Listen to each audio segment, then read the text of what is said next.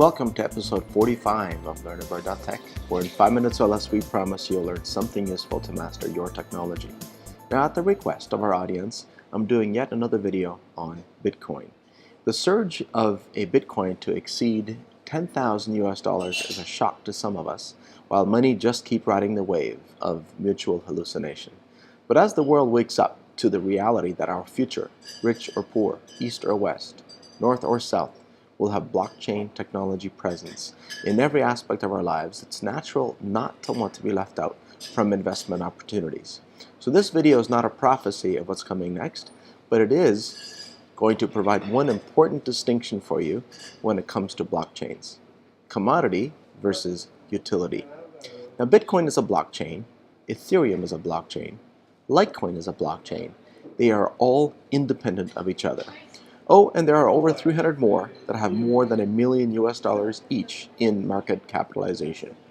Each blockchain has its own protocol and properties, but let's talk about just the key distinction I want to make today: commodity versus utility. A commodity is traded based on supply and demand, even if that supply and demand is completely artificial. A utility has a degree of dependencies. So in the case of Bitcoin, here's our simple test. If all Bitcoin holders decide to sell tomorrow, the value goes to zero and nothing in the real world changes. Therefore, it's not a utility. We don't depend on it. In the case of Ethereum, however, we already have applications that people depend on. Therefore, there is value in the blockchain by way of a utility.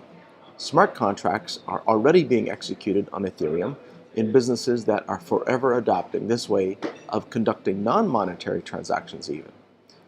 Now, all my originally mined Bitcoins are completely unrecoverable, but that's a topic for another day. If I had any of them, I would personally be converting them all to something that has some utility as a foundation, just for long-term sustainability.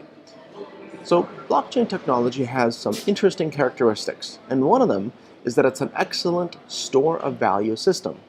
Another one is that it can be made into a utility, and that's why you hear so much about smart contracts.